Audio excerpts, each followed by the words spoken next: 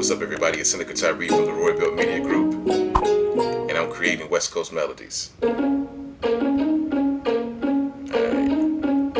So I don't know how to read music. I play everything by ear. And this is the iPad Pro connected to the Arturia 25 key MIDI controller.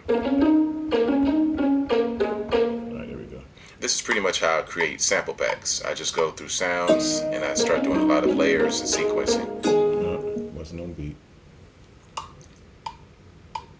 So I'm a stickler of staying on beat. I think every musician and producer should be that way. And so you get to see all of my mistakes from the start to the finish. And I just wanted to make a beat in my living room on a nice sunny day, and I just wanted to play around with some melodies. Hear that nice soulful Asian feel, which you hear that a lot in a few of my beats. I love Asian instruments.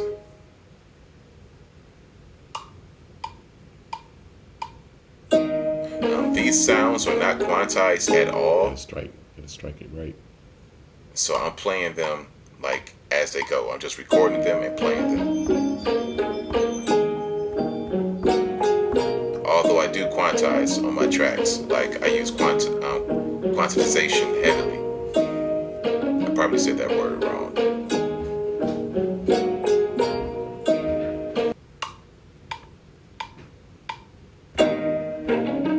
Alright, here comes the good stuff right here.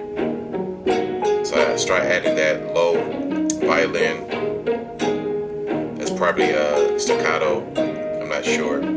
But GarageBand really does have some dope sounds. Like, don't sleep on that for real. Alright, get that jump to it. And I just really start adding whatever I hear. So when I make sample packs or melodies for a beat, I really don't think about what people think. I just go for broke and just be free. We should all be free when we create music and don't allow outside voices or people to influence you to do something different. That cinematic feel. If you've been listening to my beats for a few years, you know that I love urban cinema, or urban cinematic music to be precise.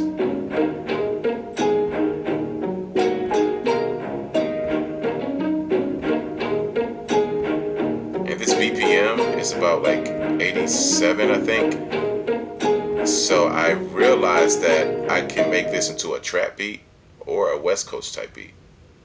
You see right here, all those strings and pianos that I got loaded up into the GarageBand. This is real convenient too because I can just make beats on the go. I can be in a hotel, my bed, anywhere in my car, just plug it up and be ready to go. Make sure you grab my sample pack that's on my website. I got 2 sample packs, the Soul Pack 1 and the Soul Pack 2. And I don't add samples from other people's songs into my sample packs. I'm not trying to hate on other producers, but yeah, I try to create original sounds and put them into my sample packs because it's fair that way. I want you to have original sounds.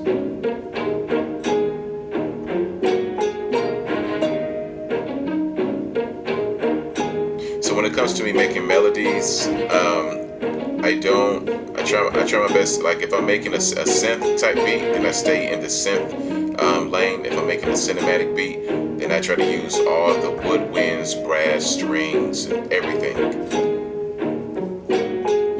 If you listen to the track I created called "The Cool of Heaven," it starts off very trap-like, and then it ends up, very cinematic. That's the right key. You got to stay in the right key when you're making a beat. And another. Yeah. I think that was another staccato or something. Alright, here comes that Eminem West Coast lose yourself type feel. Like that.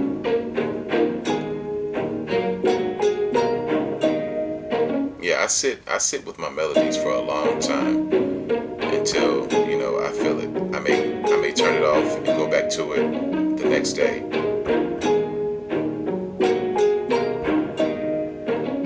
And I'm used to working on a larger keyboard in my studio, but now I'm working on this smaller MIDI controller, and I gotta use what I got.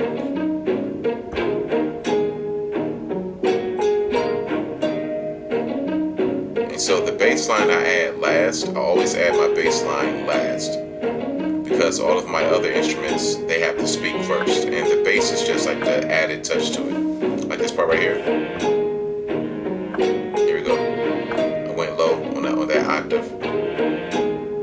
You're gonna hear it come up. Right there.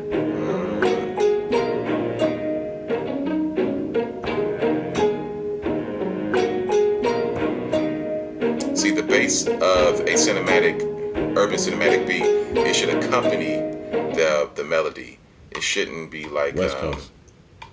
It shouldn't be off from the beat. I mean, that's for any song. The bass should accompany the song. They should be married together. And sometimes, when you're first learning how to make beats, you think that your bass has to be so loud. Well, it can be loud, but you just got to make sure it's mixed and mastered correctly.